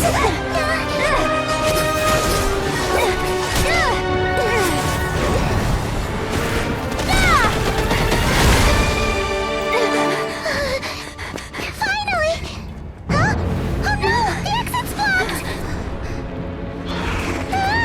They're back! Now what do we do? This is where you fall. Witness my rise. Hey, it's... What are you waiting for?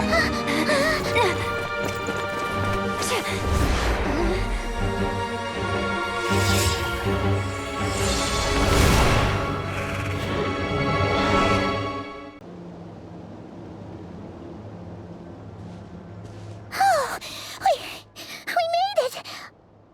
Was that you, Arlecchino? Did you save us?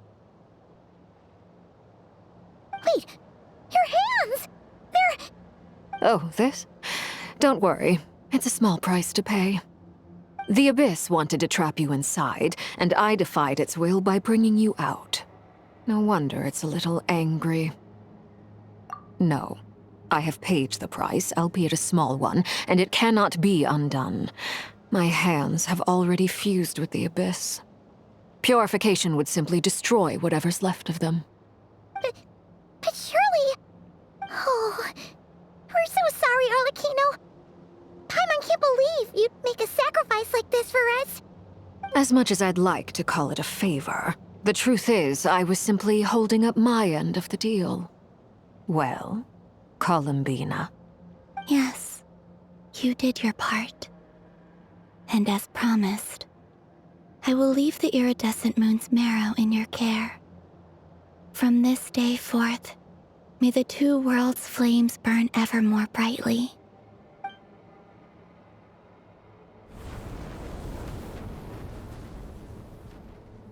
I'll take that as a blessing. Now, Columbina, give me your hand. Accept this moonlight I offer in return.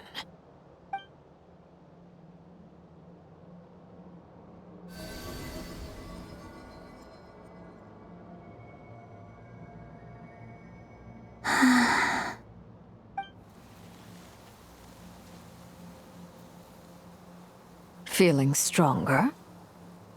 Hey, Columbina, are you okay? I'm fine. Our powers are a little at odds, that's all. By the Frost Moon's authority alone, wielding the power of the other moons was always going to be a stretch. Still, I think it's fair to say that your strength has returned, at least to the level it was at as Third Harbinger. It's still not enough. There's no way I can hope to challenge Rayrir like this. Just one more ray of moonlight, if you would. It's okay. I can take it.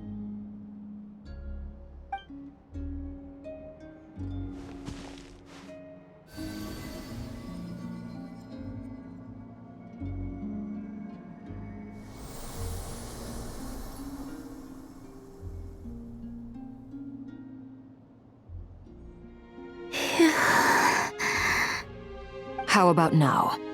Fighting fit? At the very least, I won't have to stay hidden like before. I want to see him gone from Nod-Krai. The Rayhir of Solnari and his wild hunt must be sent back where they belong. Well, it's good to have something to aim for. You certainly seem more alive now than you did earlier. When I first met you, you didn't strike me as a ray of moonlight. More like a wisp of fog drifting in from who knows where, ready to scatter at the first sign of a breeze. But now, you're full of vitality, just like the Frost Moon, once the brightest of them all. May you keep shining, Columbina. This is who you are. Thank you. Look after yourself too, Arlecchino. I know you have plans of your own, and that's why you're always seeking to grow stronger. But whatever you're after, don't let the Abyss take a hold of you. I do not wish to see you go down the same path as Rayrir. I appreciate the concern, Columbina. Although perhaps it's time you took a new name. A new name? Kutar, the Moon Maiden, Columbina, they're nothing more than code names. They describe who she is and the roles she's played, but they're not her real name. We often use code names in the House of the Hearth, too. But it's knowing your real name that keeps you grounded. Up till now, you've been living a wandering life, so you've probably never really cared. All I'll say is this. Once you've defeated Rayrir, give it some thought. All right, that's it from me. I'll get you back safely first, then go meet up with Sandrone. You're the best! I appreciate the gesture. It speaks to your good character. Anyway, let's get going. There are more urgent things to do right now than trade compliments.